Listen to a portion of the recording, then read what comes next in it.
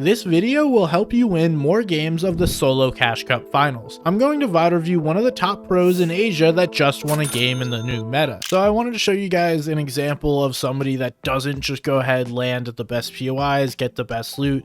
This is a player, Riddle Rise, from the Asia region, and he's not going to have any medallions, any mythics. He does land at Castle Doom, but doesn't play for the mythic. Now we're going to look to play for the bunker. He's going to be careful about how he enters this, doesn't want to get too aggressive. Once he sees that player building up there, that pretty much tells you that same player is the one that built this box here, so he could just start reclaiming space. Still have to be careful because you never know when players are hiding in these builds. Boxes around, pretty much steals this bunker from the other player. The other player is going to come in here. We're going to try and take a fight. Sit here, fight over walls. This other player knows it's third zone, so the bunker's about to open. And this is smart. Rise has no reason to really move. Just hold your walls, take some shots. He's Japanese, so I imagine he has good ping. The Asia servers are in Japan, just in case you didn't know. Gold Gatekeeper, you're balling. Upgrade it. Throw that extended mag on it, make your AUG look pretty. And this other player just armored walling him, which is like a little bit of a nuisance, but other than that, it just takes time. And also this other player's dumb for wasting these armored walls because you might need these later and doesn't give you the kill. And now it's about picking a good spot. So previously when we're in zone like this, you want to be careful about staying in this bottom area because the movement is going to be these dashes in this red water, the green water that it used to be.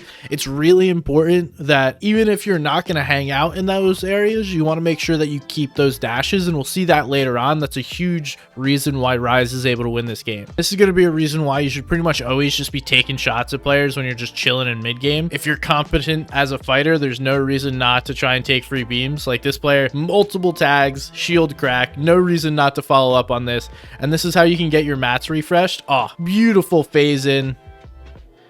And now you get your mat refresh. That's what Rise has been looking for, just kind of testing players, getting some damage done, making sure, hey, are you competent? You know what you're doing? Are you going to try and wimp out? And he finally finds a player that's an easy elim. Nice phase into a box. I like to change to a striker here. It's better pressure, better fighting. It's going to chill, get a spray. See, you get that with the striker. You don't get that with the AUG. That player was getting sprayed by multiple directions. This is just one of those kills where you're like, I might as well take a few shots. He was getting tagged by other players. And again, Rise is just constantly looking for stuff. You guys don't have to be that aggressive, especially when you're as stacked as he is. You see where Zone's pulling here? Zone's pulling this way. So there's still the dashes in a little bit of this. You want to make sure that you rotate through that area to get your dashes. So only has one left. He needs to make sure that he rotates into that so he can keep the dashes for endgame. And we can see he does that. Gets that last touch in. Now he's got all three. Now he's not going to use any more. His fizz runs out, so we're going to box up right here and hold. And this is pretty much what you always want to do. Use your fizz, rotate as far as you can, especially when you get these further pulls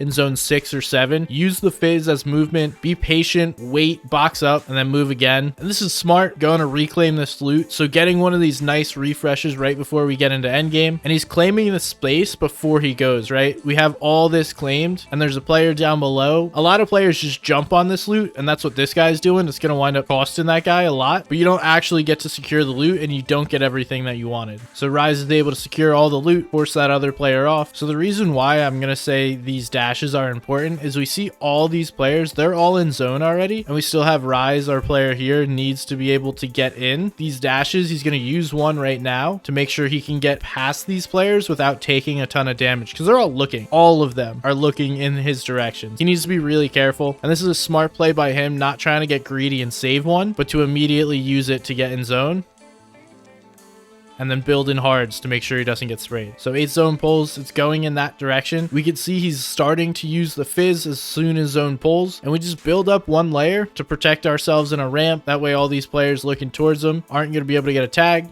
Ramp, dash. So he uses a second dash to get ahead, and he goes early because when you're ahead, it's much easier to rotate. There's not as many players, and then you can find this free space. So if he rotated late and he got tagged like he just did, you're going to wind up basing right next to a fully boxed up player, and they're going to look to take advantage of you. Because he went early, he has some free space to claim, and there's nobody to punish him for getting tagged up big. And I like this move. Get yourself a little further in, and then the player that you were just punishing, try and take advantage of him. And we can see it's a clean right hand peek here behind the 4 tile edit, going for the cone. Then the player goes up another layer. We see them move out, and he's still being aggressive, able to steal some loot. That's huge. and then retreats back to his builds. This I would not recommend. Like, at this point, he's just getting greedy. Focus on rotate. It does kind of pull back towards him, so he has some time. And we're going to see a similar situation here of dash to the front side of zone. I want you guys to look, because he dashed, he's able to bypass all these players and able to get himself all the way down here without having to worry about fall damage and build himself a little spot on the corner of zone. So now we've used our dashes. We have to rely solely on the fizz, and this is really smart. So we see 3 seconds before zone is about to move, we're tapping our fizz right now, so that way we're ready to go as soon as it pulls.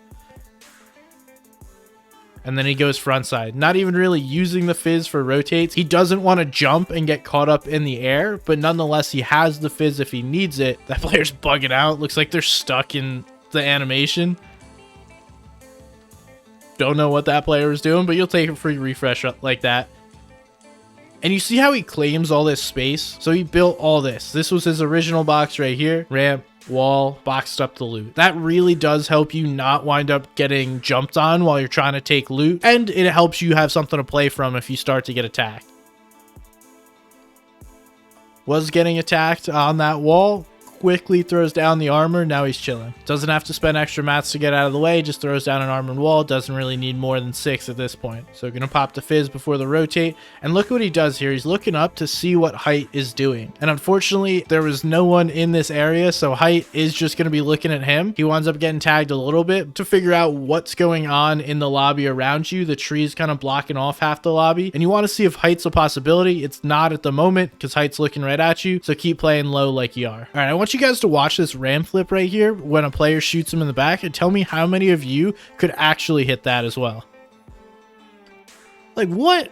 That is too clean. I would not have gotten that. I would have tried to just get out of his box and build. A lot of players would have panicked there, but he understands the fundamentals of zone. So zone is going to pull up here right above my camera. He's here on this left side. You always want to play the left or the right side of these zones. Playing in the middle gets you pressured from either side. It really simplifies it if you're able to stay on the left side because no one's coming from the storm side. And if you keep staying front side, left or right, it simplifies the areas where players can come from and it makes the game easier for you. The best players understand this and look for these positions, and this is something you should do as well. Now we're starting to play for endgame. This is when 12th zone, only 40 seconds left before zone closes. We're starting to play for that heal off, and that's why these end game refreshes are so important because you need these frags in order to get all the whites. You're gonna need shield and heals. Look at that beautiful cone placement. So he was trying to place this before the player even opened the wall because he would have been able to get it from underneath, but because he coned that player then shoots. We see the pickaxe swing, beautifully timed. That player was super healthy,